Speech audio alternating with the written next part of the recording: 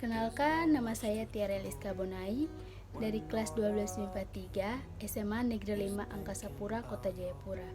Ya baik, pada video kali ini saya akan menjelaskan tentang pembelahan sel secara mitosis. Pertama-tama, apa itu mitosis?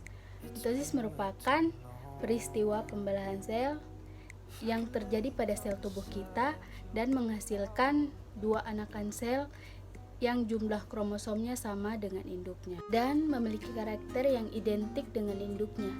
Contohnya, kalau induknya memiliki jumlah kromosom diploid atau 2N, secara otomatis sel anakannya juga memiliki jumlah kromosom diploid atau 2N.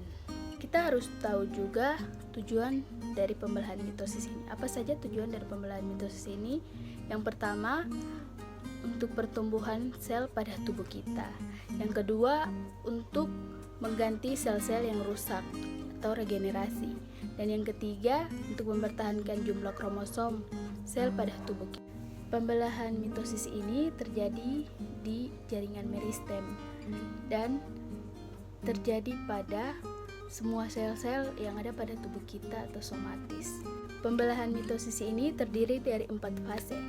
Tapi sebelum 4 fase ini ada satu tahap, yaitu tahap persiapan untuk pembelahan yang disebut dengan interfase.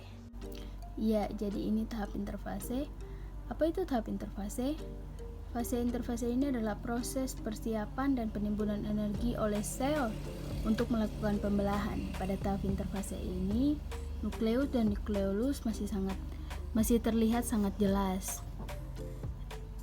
Namun kromosomnya belum terlihat jelas, masih berbentuk kromatin, yaitu benang-benang halus yang tersusun atas molekul DNA, RNA, dan protein. Di bagian luar atau sitoplasma ini ada sentrosom yang fungsinya mempertahankan jumlah kromosom antar sel induk dan sel anak agar jumlahnya tetap sama. Nah, sekarang kita masuk pada 4 fase di dalam pembelahan secara mitosis. Kita masuk pada fase yang pertama, yaitu fase profase. Pada awal fase profase ini, sentrosom mengalami replikasi sehingga menghasilkan 2 sentrosom, dan mikrotubulus atau serat protein yang panjang ini dia memanjang di antara 2 sentrosom ini mulai terlihat, dan juga benang-benang kromatin mulai mengalami penebalan dan menjadi kromosom. Pada tahap profase ini, nukleus dan nukleolus mulai menghilang. Ya, jadi ini fase kedua, yaitu fase metafase. Pada fase ini, nukleus dan nukleolus sudah tidak terlihat, dan masing-masing sentrosom dihubungkan oleh benang-benang spindel, dan pasangan kromosom bergerak ke bagian tengah inti sel dan membentuk lempeng. Nah, fase ketiga ini namanya fase anafase. Pada fase ini, masing-masing kromosom ditarik oleh benang-benang spindel menuju kutub yang berlawanan. Pada fase ini juga, sitokinesis sudah mulai terjadi. Apa itu sitokinesis?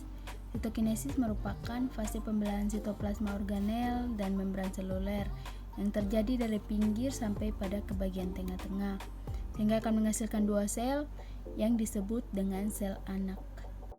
Fase telofase. Fase ini adalah fase yang terakhir pada pembelahan sel mitosis. Pada tahap ini, kromosom telah sampai ke kutubnya dan benang-benang spindel sudah menghilang, dan membran inti juga mulai terlihat di antara 2 kromosom yang terpisah, dan kromosom mulai menipis menjadi benang-benang spindel kromatin kembali. Kemudian sitokinesis telah selesai dan menghasilkan 2 sel anak.